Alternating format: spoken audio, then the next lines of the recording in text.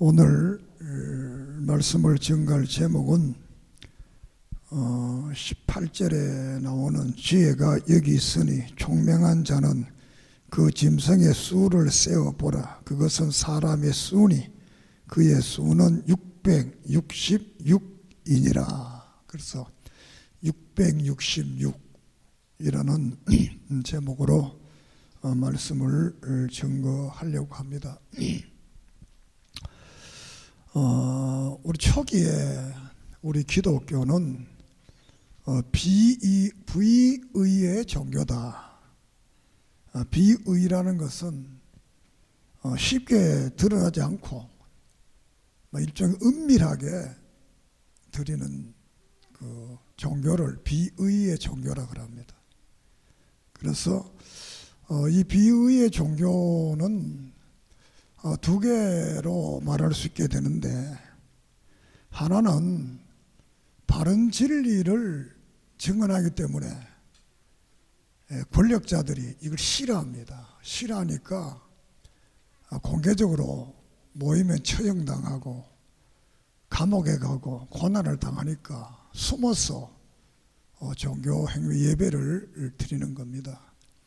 두 번째 이 비정의는 사욕 때문에, 어떤 종교적 지도자의 사욕 때문에 이제 비종교가 돼 숨어서 이렇게 의식을 행하는 이런 종교가 있습니다. 그래서 이 기독교 외에는 모든 비의 종교들은 일종의 사욕을 위해서 어떤 그 특정한 집단과 교주를 위해서 이렇게 비의 종교가 된 것입니다. 그러니까 기독교는 정말 바른 진리를 위해서, 인간이 어떻게 살면 바로 행복해지고, 인간이 어떻게 하면 바로 평등하게 살고, 어떻게 하면 이때 평온하게 살 수 있겠는가, 이런 그 인류의 보편적 가치를 말씀하니까 이 권력자들이나 독재자들이나 이 정권은 이걸 좋아하지 않습니다. 그렇게 해서 결국은 교회를 핍박하게 됩니다. 이것은 옛날에 전주 군주 시대, 그 독재 시대에 그런 일들이 일어났습니다. 오늘에 와서는 이 비의 종교는 사이비든가 이단들은 이 비의 종교를 가지지, 정상적인 어떤 종교는 전부 다 공개적으로 예배 행위를 하고 공개적으로 모임을 가지고 공개적으로 모든 하게 되는 겁니다. 왜냐하면 세상이 민주국가가 되어서 지금도 절대 권력을 가진 공산주의에 속한 나라도 있지만 대체로 다 이렇게 되기 때문에 오늘의 비의 종교라 그러면 사이비라든가 이단 종파들이 이 비의 종교에 속해서 특정한 지역에 타운을 만들어 놓고 거기서 이제 자기들만이 모이는 종교 행위를 하는 겁니다. 이런 것들은 다 잘못된 종교다, 이렇게 여러분들이 인식을 하면 되겠습니다. 그리고 오늘날 와서 이 666이라는 이런 용어를 이제 여기 나오는 쓰게 되는데, 많은 그 인터넷이나 이런 글에 보면 666 이게 뭐냐 이렇게 해서 이 프리메이션이다, 또 일루미나이트다, 베리칩이다, 이렇게 해서 많은 사람들을 유혹하고 겁을 주고 합니다. 이게 말세의 어떤 조그마한 현상이라고는 할 수 있겠습니다만, 이런 것을 너무 지나치게 말하는 사람한테 가면 안 됩니다. 그 자신들이 예수를 모르고 기독교를 모르는 겁니다. 그러니까 프리메이션, 일루미나이트, 또 베리칩, 이런 걸 좋아하는 데는 안 가면 좋다. 믿습니까? 저도 목사가 처음 됐을 때 70년도 후반이지요. 그때 한국에는 이 바코드가 나오지 않았습니다. 제가 상박산에 기도하러 다니면서 종말론에 대한 어떤 그 은혜를 받았어. 은혜를 받았다고 하면 내가 단성사 영화 보다가 666이라는 그걸 보고 놀래가지고 종말론을 다시 연구했어. 그때 저도 이 바코드 이게 666이다 막 이렇게 하면서 대단히 열정적으로 말씀을 증거했고, 88 올림픽 때에는 그 횃불 그 3태 이게 666으로 되어 있습니다. 횃불 이렇게 돼. 이게 바로 666이다 막 이렇게 하면서 많은 분들이 오기도 했는데, 이런 것들은 너무 지나친 것들이다. 너무 이런 어떤 그 현상을 보고 그게 666이다 뭐 이렇게 하는 것은 결코 바람직하지 않다. 그리고 이 6이라는 숫자가 이게 좀 묘한 숫자입니다. 요한계시록은 숫자든지 뭐 짐승이든지 어떤 형상이든지 이 모든 것들은 1장 20절에 거기에 대한 증언을 합니다. 그것은 상징적이다, 실체적인 것이 아니다라고 말을 하는 겁니다. 7별은 7교회 사자요, 7 촛대는 7 교회다. 촛대가 교회다, 별이 교회 지도자들이다.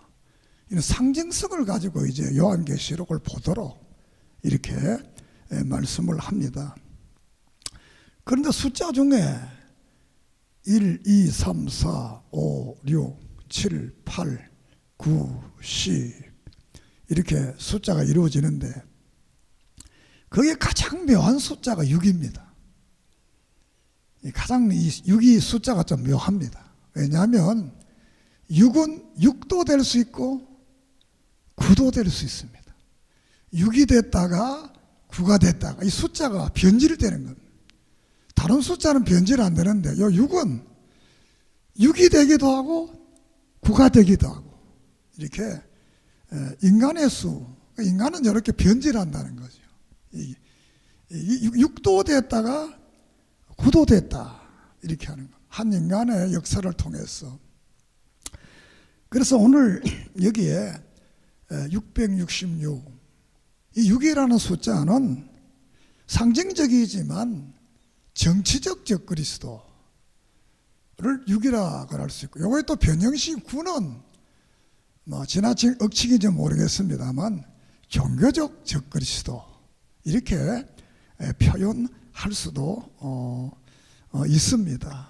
그래서 666에는 하나의 국가도 되고 하나의 종말적 교회도 됩니다. 국가로 말할 때는 정치적 적그리스도, 종교를 말할 때는 종교적 권력을 가진 적그리스도, 이 두 개가 마지막 시대에 나타나서 이 종교적 적그리스도가 모든 권한을 정치적 적그리스도에게 이양하고 그 정치적 적그리스도를 섬기게 하고 예배드리게 하면 그것이 바로 오늘 읽은 성경의 666이다 이렇게 말씀을 합니다. 우리가 13장 1절을 한번 봅니다. 요한계시록 내가 보니 바다에서 한 짐승이 나오는데 뿔이 열이요 머리가 7이라. 그 뿔에는 10 왕관이 있고 그 머리에는 신성모독하는 이름들이 있더라. 요한의 환상을 보는데 바다에서 한 짐승이 나왔는데 뿔이 10개가 있고 머리가 7개고 또 그 뿔에는 왕관이 7개가 쓰여져 있는 이런 그 짐승이 나타나. 그것은 신성을 모독하는 이름이더라 이렇게 말. 이건 다른 말로 하면 이것은 정치적 적그리스도를 말합니다. 다시 이 마지막 시대는 온 세계가 하나의 전제적 군주국가, 독재국가가 이루어진다는 거예요. 이것을 향해서 지금 세계가 지금 달려가고 있는 겁니다. 그리고 13장 11절을 한번 봅니다. 11절 시작. 내가 봄에 또 다른 짐승이 땅에서 올라오니 어린 양같이 두 뿔이 있고 용처럼 말하더라. 땅에서 또 한 짐승이 일어나는데 이 짐승은 양 같다 그랬습니다. 그리고 말은 용처럼 말하더라. 용은 사탄의 상징물임. 양 같다라는 말은 예수 그리스도를 닮았다는 적그리스도라는 것.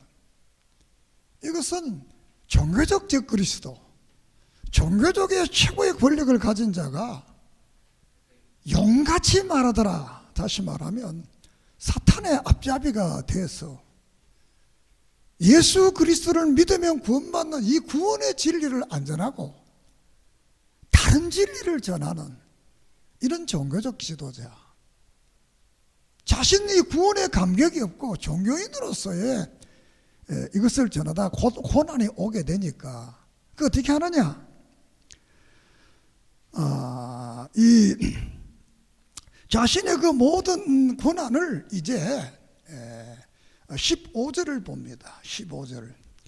그가 번세를 받아 그 짐승의 우상에 생기를 주어 그 짐승의 우상으로 말하게 하고 또 짐승의 우상에게 경배하지 아니하는 자는 몇이든지 다 죽이게 하더라. 그가 모든 자 곧 작은 자나 큰 자나 부자나 가난한 자나 자유자나 종들에게 오른손 이마에 표를 받게 하고, 이렇게 이제 그 말씀 속에 보면 이 바다에서 땅에서 나온 이 짐승이 바다에 나온 그에게 모든 권한을 다 주게 됩니다. 그래서 이 두 개의 권한을 동시적으로 가진 그 자가 바로 적그리스도다, 이렇게 말씀을 하고 있습니다. 그러면 역사 속에 이 적그리스도 이 666의 모형이 라고, 하나는 정치적 적그리스도, 하나는 종교적 적그리스도, 이 두 개의 모양새가 요한계시록에 나타나게 되는데, 그러면 우리의 역사를 보면 여기 한 모델이 있습니다. 역사 속에 모든 역사의 속에는 어떤 모델을 통해서 미래를 보게 하는 이런 눈들이 숨겨져 있는 겁니다. 그 모델이 뭐냐? 바티칸입니다. 세계가 한 300여 개의 나라가 되는 바티칸이라는 나라입니다. 이 바티칸이 뭐냐 하면 종교와 정치적 권력을 한 사람이 독차지한 나라가 바티칸입니다. 그 사람이 누구냐? 교황입니다. 교황은 정치적으로 절대의 권력을 가집니다. 세계 모든 나라에 교황청 대사가 다 있습니다. 땅은 조그만 해도 이 권력은 어마어마한 겁니다. 이 교황이 절대적 정치적 주권을 가지고 있습니다. 그리고 이 교황은 종교적인 절대적 주권을 가지고 있습니다. 교황 말 한마디면 다 들어야 돼요. 종교와 정치를 한 사람이 가지고 있는 나라, 이게 유일하게 지금 세계의 교황청입니다. 기독교 국가, 또 이슬람 국가, 이런 국가 종교에도 이 권력자가 두 개를 다 가지질 않습니다. 종교는 종교로서의 가지고 권력은 권력자를 가지는, 이 바티칸만 유일하게 이 국가 권력과 이 종교 권력을 이렇게 가지게 되는 겁니다. 자, 그렇게 해서 이 666의 이제 교회가 미래적으로 생겨나게 된 하나의 표상으로서 우리에게 보여주게 됩니다. 그러면 오늘의 사회 속에서 이런 흔적들을 그런 미래의 하나의 단일 국가와 하나의 단일 종교가 어떻게 그러면 만들어지겠는가라는 겁니다.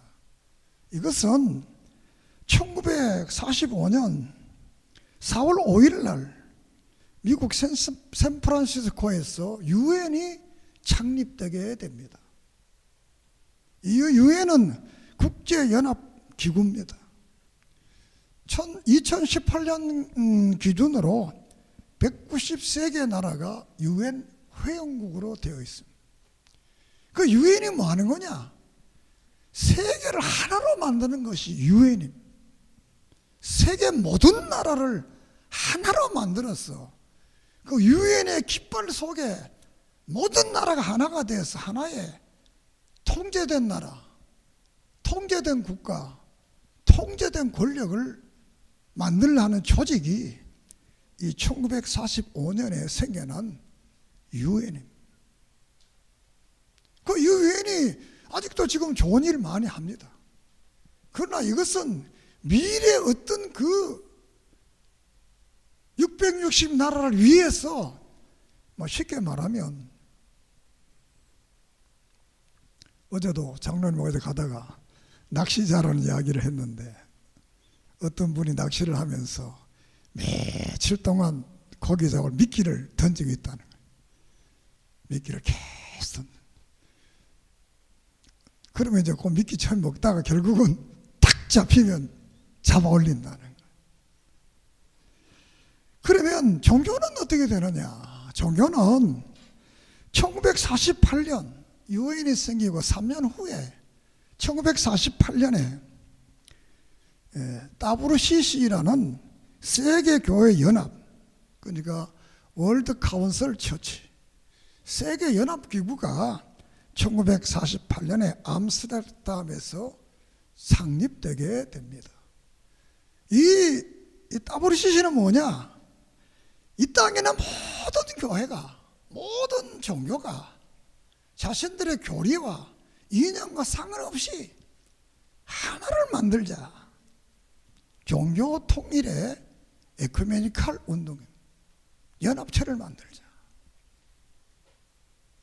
이렇게 해서 거대한 이 세계 조직이 하나는 세계 단일 국가를 만들겠다는 유엔 조직이 만들어지고 또 하나의 조직은 종교를 하나로 통일하자는 그런 그 역사가 나타나게 됩니다.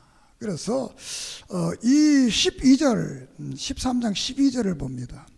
그가 먼저 나온 짐승의 모든 권세를 그 앞에서 행하고 땅과 땅에 사는 자 처음 짐승이 경배하게 하니 곧 죽게 됐던 상처가 나은 자들이라. 이 종교적 적그리스도가 먼저 나온 그 정치적 적그리스도에게 모든 걸 다 바쳐서 그를 경배하게 한다.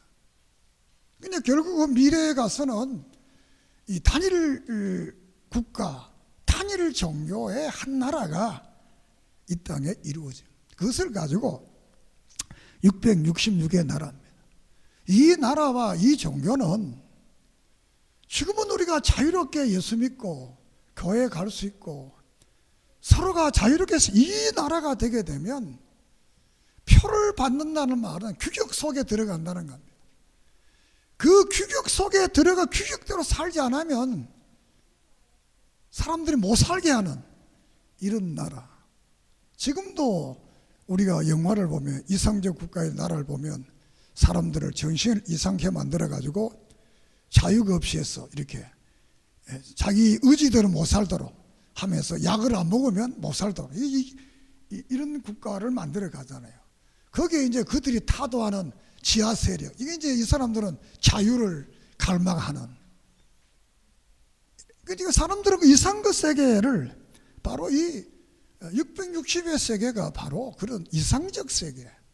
그 이상적 세계는 하나님이 통치하고 우리 양심대로 살아가는 이런 사회가 아니고 어떤 그것을 만든 자의 통치와 지배 속에 살아가는 그런 나라를 만들어서 자기가 종교와 국가 권력을 통치하겠다는 이런 나라를 바로 666의 나라다. 이것은 성경에서 바벨탑이다, 바벨이다, 요한계시록의 바벨은 그 당시 로마를 상징하는 것이고, 미래적으로는 이 세상 전체를 바벨로 보는 거예요.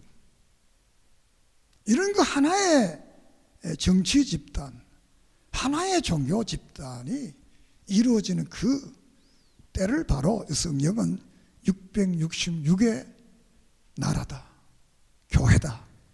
이때가 되게 되면 이제 하나님께서 마지막으로 이 땅에 오셔서 이 나라를 심판하고 하나님의 나라, 영원한 천국을 세우겠다는 말씀이 요한계시록의 말씀입니다.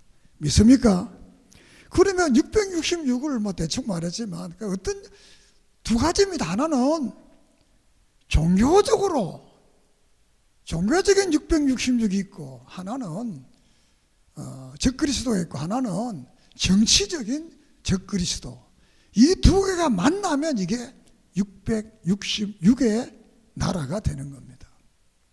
그러면 이 666의 나라가 되기 위한 과정 속에, 그러면 정치적 적그리스도와 종교적 적그리스도를 어떻게 우리가 이해하고 알 수 있느냐라는 겁니다.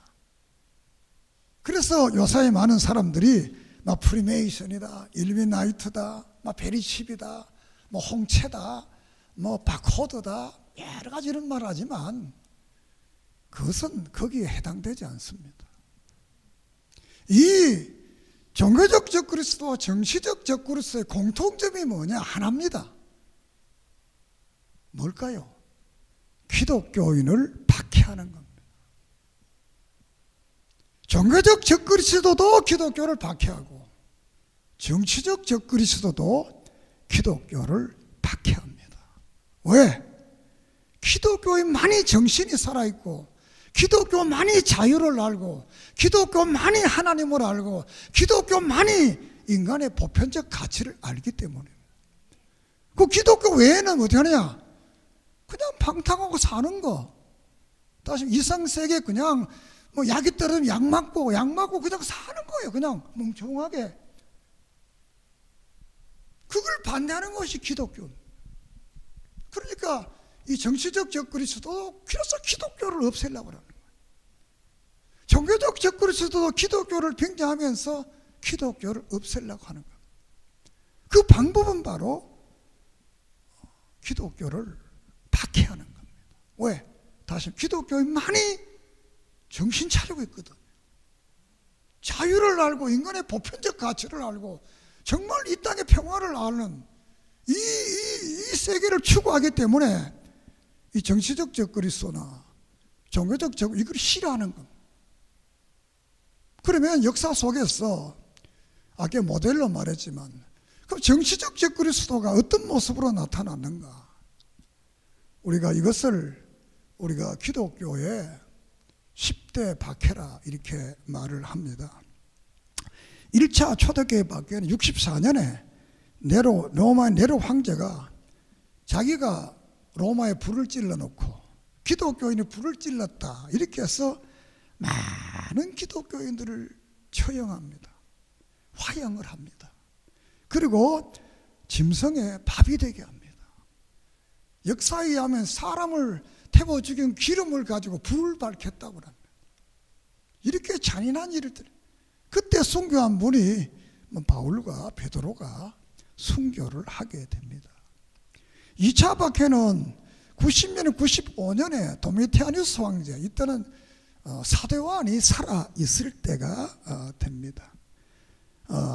이 사람은 자기가 신이다, 내게 예배하지 아니하면 안 된다, 이렇게 해서 기독교인들의 재산을 몰수하고 추방하고, 또 그 이유는 하나가 기독교 때문에 다른 신들이 노해가지고 이 나라가 이렇게 어지럽다, 어려움이 온다, 재앙이 온다, 이렇게 해서 기독교인들을 아주 이렇게, 그때 이제 로마의 크레멘트라든가 사도 요한이 patmos섬에 유배를 가게 되는 이런 그 대박해가 일어납니다. 3차 박해는 98년에서 111년 트라야 황제 시대인데, 이때 교인들에게 자기에게 충성하지 않는다고 해서 기독교인들을 박해를 하게 되고 또 이렇게 해서 그때는 이그나티우스라는 이런 훌륭한 분이 또 순교를 하게 됩니다. 예수만 믿는다고 말만 하면 죽이는 이런 그 처참한 역사가 이루어졌던 겁니다. 4차 박해는 117년에서 138년 하드라이안 황제가 이 기독교를 박해를 합니다. 이것은 자기의 정책을 반대한다고 했어. 그리고 기독교인들에 대해서 다른 정보를 주지 않는 사람까지도 처형하는 이런 그 아픔의 역사가 있습니다. 이때는 텔레스포투스라는 이 훌륭한 기독교 지도자가 순교하게 됩니다.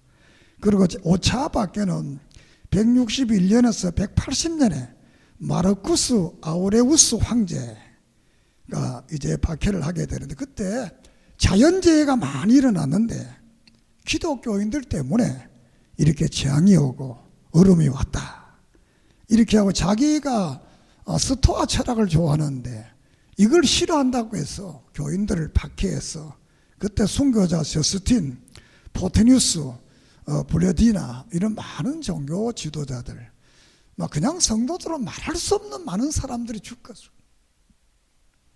그리고 6차 박해는 202년에서 211년 세티무스 세베루스 황제가 하는 것인데, 이때는 기독교인들을 무조건 죽이는데 순교자는 레오니다스, 이레네우스 훌륭한 지도자 이런 분들이 순교를 하게 됩니다. 7차는 235년에서 236년 막시마누스라는 황제가 핍박을 하게 되는데, 기독교 전임 왕을 기독교인들이 지지했다 이렇게 해서 기독교인들을 막 처형하게 됩니다. 이때도 우르술라라든가 히프리투스 이런 분들이 순교를 하게 됩니다. 8차는 249년에서 251년 데키우스 황제 때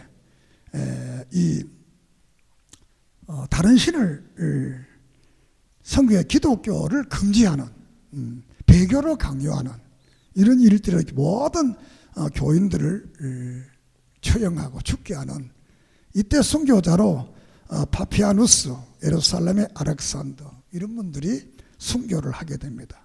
9차 박해는 257년에서 260년 발레리안 황제 때입니다. 그래서 이때는 기독교인들에게 재산을 압수하고 또 기독교인 예배를 금지시키고 모임을 가지 못하도록 이렇게 했을 때는 오리겐이라든가 키프리라는 이런 훌륭한 교회 지도자들이 순교를 하게 됩니다. 10차 박해에 있어서는 303년에서 311년 디오크레티안 갈릴리우스 황제 때인데, 이때는 교회를 다 무너뜨리고 성경을 다 불태우고 교인들의 모든 권력을 정지하고 이 교인들을 이교의 희생제물로 드리게 하는 이런 일들이 생겨납니다. 이때도 마우리티우스라든가 알바 이런 같은 훌륭한 교회 지도자들이 순교를 하게 됩니다.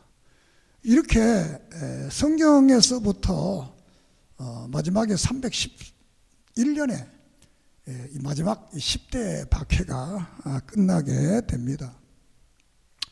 이런 박해 속에서 그럼 교회는 어떻게 했느냐라는 겁니다. 간단하게 말하면 이렇게 박해를 당하니까 공식적으로 예배를 드릴 수 없게, 그래서 비의 종교, 비밀의 종교예요. 카타콤에서, 저도 카타콤에 가봤지만 이 카타콤에 모여서 기도하고 만나고, 또 이 갑바도기는 땅속에 몇백 년을 땅속에다가 땅속에서 살면 땅 바깥에 못 나오니까 300년을 거기서 살면서 예배를 드리고 믿음을 지켰던 겁니다. 그러면서 저들은 교회 갈 때 어디 가느냐? 물고기 그림을 그립니다. 그러면 교인이구나. 그래서 예배처를 안내받아가서 예배를 드렸던 겁니다. 이 물고기 암호도 얼마 가자 들통이 납니다. 그러니까 다음에 만난 암호가 오늘 우리들이 좋아하는 피자입니다. 피자를 뭡니까? 칼로 딱 자르잖아요. 십자가를 그리는 겁니다. 피자가 십자가를.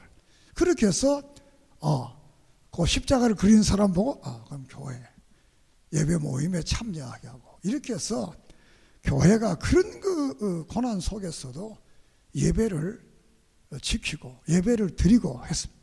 결국 313년에 로마가 항복을 하게 됩니다.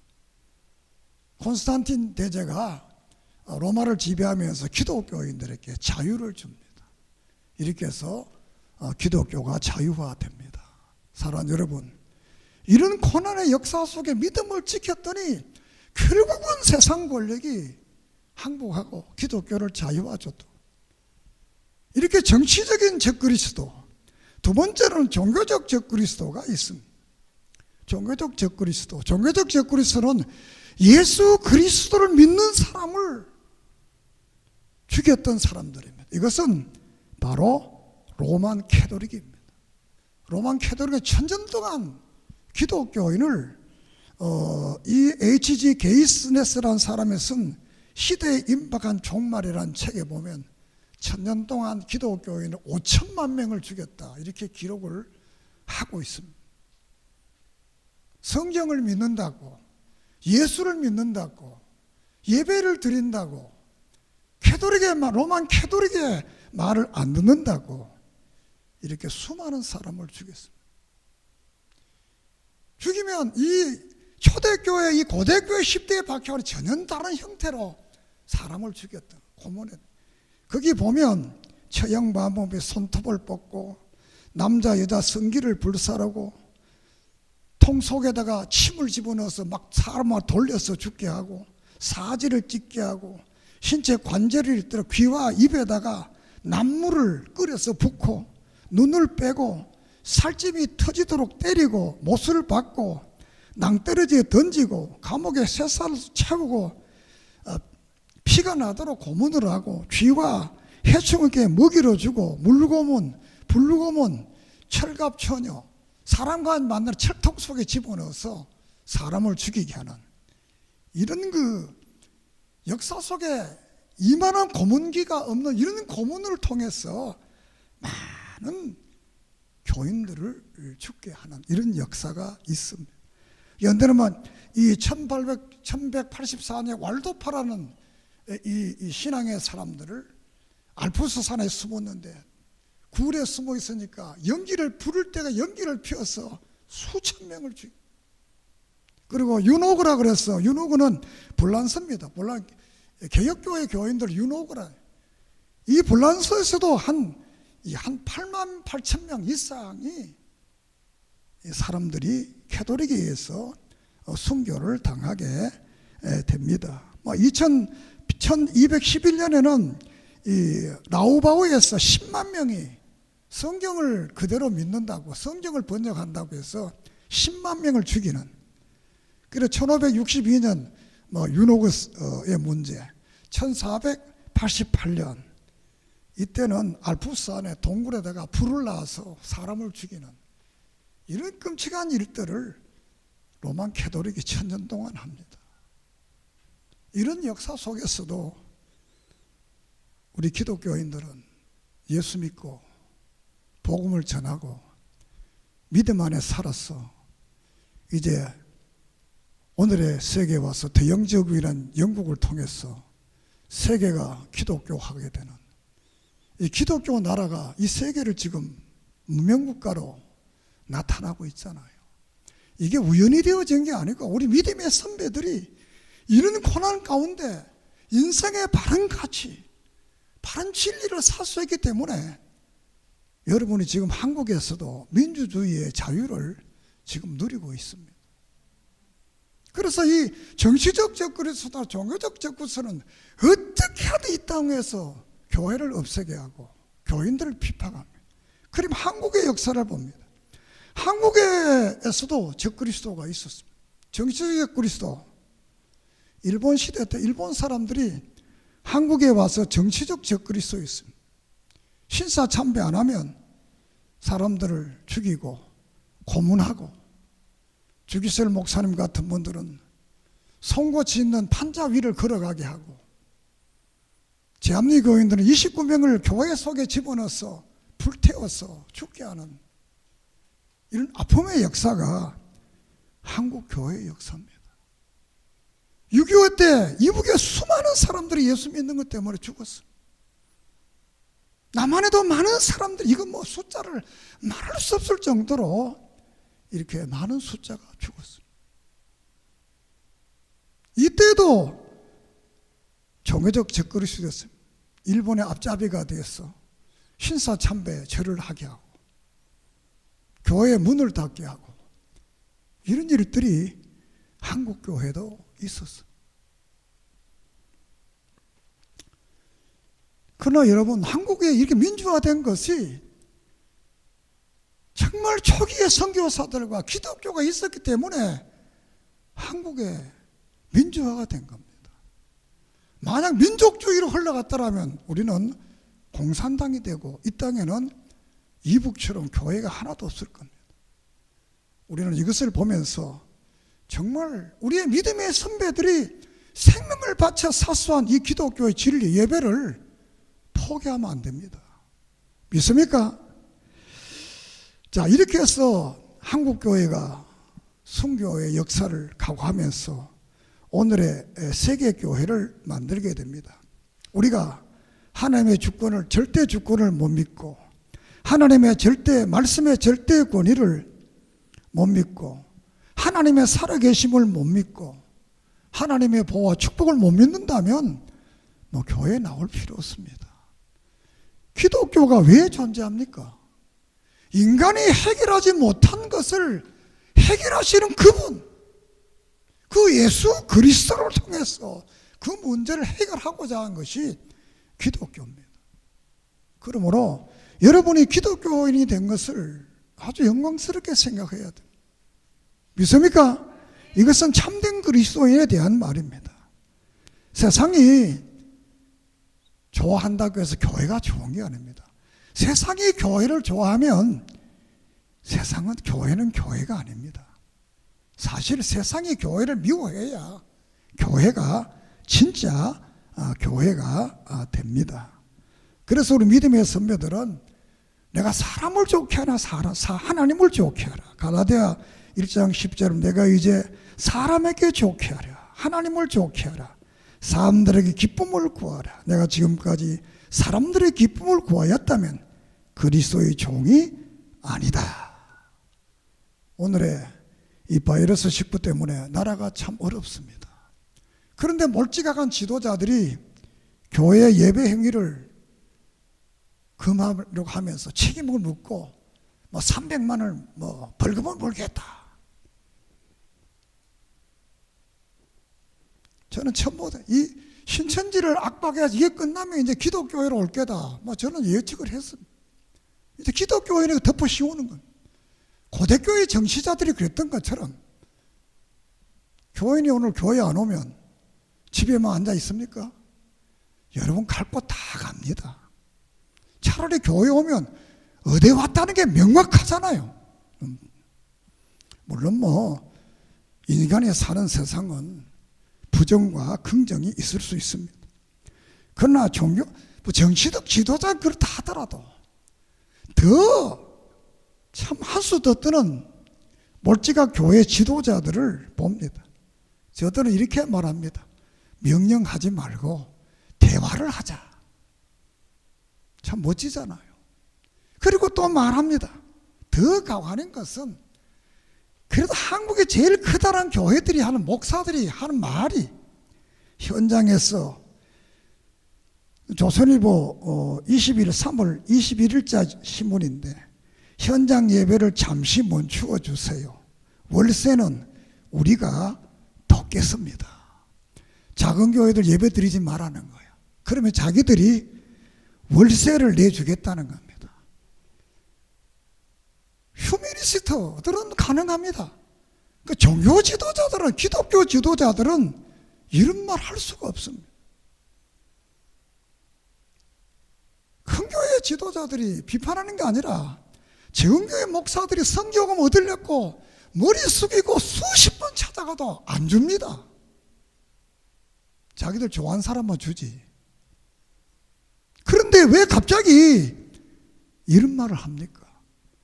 예배 안 드리면 우리가 월세 물어주겠다. 이게 하나의 미담이 될 수 있습니다. 뭐 세상 사람들은 뭐 그거 좋아합니다. 교회가. 차라리 어려우니까, 교회가 어려우니까 우리가 힘써 도우겠습니다. 이렇게 했다라면 얼마나 좋겠어요. 예배 안 드리면 도와주겠다. 지들이 못 드리니까 같이 못 드리겠다는 겁니다. 일본 시대 때도 그랬습니다. 그런 지도자들 내가 가만히 보니까 바로 일본 시대의 신사참배 후예들입니다. 그리고 WCC를 아주 좋아하는 그런 지도자들이, 일본의 신사참배를 지지하고 좋아했던 그 사람들의 후예, WCC를 너무너무 좋아하는 그런 종교 지도자들이 입에서 나오는 말이 교회 예배 안 드리면 도와주겠다. 고린도후서 11장 14절에 이것은 이상한 일이 아니다. 사탄도 자기를 광명한 천사로 가장한다 그랬습니다.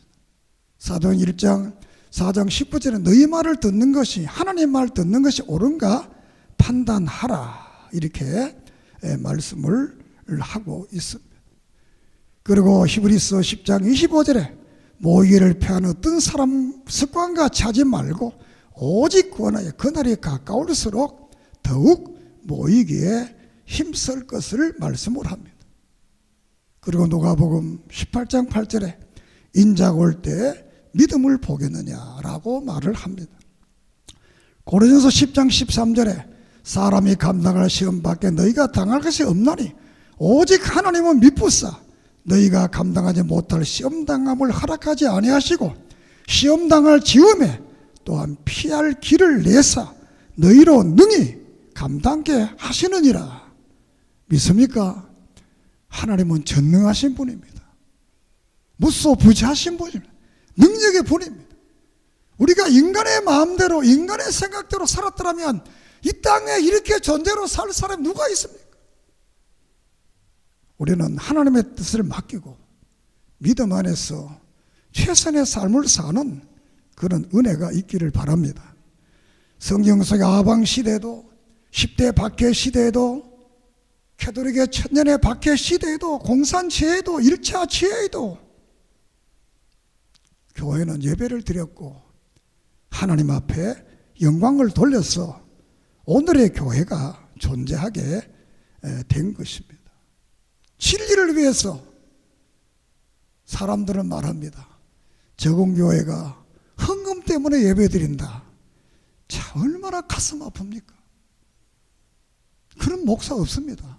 헌금 거두려고 예배드리는 목사, 그건 목사 아닙니다. 여러분도 내가 헌금 때문에 예배드리는 가사 여기 오지 말아요. 헌금 때문에 예배드리는 거 아닙니다. 하나님 앞에 정말 구원에 감사, 은혜에 감사 예배드리는 거지. 믿습니까? 이렇게 교회를 목사들이 비하하는 거예요. 헌금 때문에 예배드린다.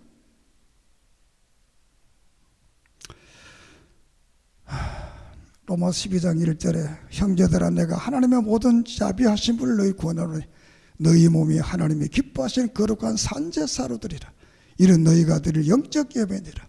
너희는 이 세대를 본받지 말고 오직 마음을 새롭게 함으로 변화를 보다 하나님의 선하시 기뻐하신 뜻이 무엇인가를 분별하라. 믿습니까? 우리는 말씀은 들으면 됩니다. 순종하면 됩니다. 복종하면 됩니다. 교회 예배는 심장입니다. 교회 예배가 사라지면 교회는 사라지는 겁니다. 또 오늘날 몰두한 지도자들이 정권을 타도하고 외치는 사람들이 있습니다. 그가 감옥에 있다가 교회 다니면서 서명받는 자들도 있습니다. 기독교는 폭력 종교가 아닙니다. 베드로가 말고의 길을 잘랐을 때 예수님께서 마태 26장에 말하기를 내가 12영되는 12군단되는 천사를 보내서 내가 유대인들에게 안 잡혀갈 수 있다. 그러나 그 일 하지 않았어요. 또 이 빌라도에게도 말을 했습니다. 내 나라가 세상 나라에 속했더라면 내 종들이 와서 이렇게 너한테 날 잡아 안 온다. 칼을 쓰는 자는 칼을 망한다. 칼로 망한다고 그랬어요. 기독교회는 정권을 탓하는 교회가 아닙니다. 교회는 진리를 사수하고 복음을 바로 증거하는 겁니다. 정권을 타도하는 자는 혁명가지 기독교 선교아입니다. 정말 예수를 못 믿게 하고 정말 예배를 못 드리게 이런 시대에 정말 바른 말을 하는 지도자가 종교 지도자. 이제 말씀을 마치려고 합니다.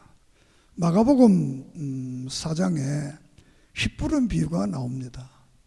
하나는 길가에 떨어지고 하나는 이 돌밭에 떨어지고 하나는 가시밭에 떨어지고 하나는 옥토에 떨어졌다. 그래서 이 길밭에 떨어지자마자 사탄이 와서 빼앗아갔다고 그랬습니다. 돌밭에 떨어진 것은 기쁨으로 예수를 믿었는데 환난과 핍박이 오니까 넘어졌다는. 가시떨기는 재리와 재물, 욕심, 명예 이런 것 때문에 예수를 버렸다는 겁니다. 옥토에 떨어진 30배, 60배, 100배의 계시를 맺었다는 겁니다. 오늘 이 말씀은 대단히 중요한 겁니다. 참 교회는, 바른 교회는 처음부터 끝까지 바른 교인입니다. 가짜는 처음부터 진짜로 흉내를 내지만 이 문제가 생기면 자기 이익을 위해서 다 떠나는 겁니다. 오늘날 많은 사람들이 이 길가나 돌자와 가시밭 이거를 전부 교인인 줄 아는 거예요. 교인은 그 교회 아닙니다. 그건 교인 아닙니다. 교인인 척하는 것이고 교회인 척하는 것이지. 정말 기독교는 옛날이나 지금이나 참 진리는 똑같습니다. 왜? 예수 그리스도는 어제나 오늘이나 영원토록 동일하시기 때문입니다. 믿습니까? 이건 히브리서 13장 8절에서 말씀을 하고 있습니다. 우리가 몇 번 말씀드렸습니다만 어번서는 1923년에 종교 지도자 1200여 명이 모여서 성경 못 믿겠다, 동정년 탄생 못 믿겠다, 대속 못 믿겠다, 부활 못 믿는다, 재림 못 믿는다, 목사 달라 하는 이 선언이 어번 선언이 이걸 통해서 미국 교회가 갈라지고 이것이 한국 교회에 그대로 오게 됩니다. 오늘 우리는 666이 무엇인가를 잘 구별하고 신앙의 바른 삶을 사는 여러분 되기를 주의 이름으로 축원합니다. 우리가 6.25 사변 때 김 목사님이 아침 말씀드렸습니다만 낙동강까지 와서 희망이 없었습니다. 그때 한국을 누가 도왔습니까? 하나님 믿는 사람들이 왔습니다. 그들이 도왔습니다. 그래서 이 제3세계 한국이 이렇게 복된 나라가 됐어요. 우리는 이 나라를 정말 바로 지켜야 됩니다. 나의 힘으로, 나의 능으로, 나의 뜻으로 안 되지만 하나님께서 이 나라도 지켜주시고 보호하실 줄을 믿습니다. 코로나와 같은 바이러스가 와서 너무 걱정하지 말고 담대하게 이때 정말 그리스도인이 무언가를 보여주는 빛과 소금의 삶을 사는 믿음의 사람들이 되기를 바랍니다. 히브리서 12장 2절에 믿음의 주여 온전히 예수를 바라보자. 우리는 그 예수만 바라보면서 살아가기를 바랍니다. 666은 정치적인 권력이, 666은 종교적 권력이 교회를 핍박하면 그게 바로 666이다. 이 원리를 바로 알고 우리는 666에 속아 넘어가지 않는 믿음의 아름다운 십자가의 군사가 되기를 주의 이름으로 축복합니다. 하나님 감사합니다. 오늘 요한계시록 13장을 통해서 666의 나라, 적그리스도와 정치적 적그리스도, 종교적 적그리스도는 한결같이 교회와 성도들을 핍박한다는 깨닫고 우리 이 시대에 정신을 차리고 예수 그리스도를 구세로 믿고 그 주님만 바라보며 이 시대를 승리하게 해 주시옵소서. 예수님의 이름으로 기도드립니다. 아멘.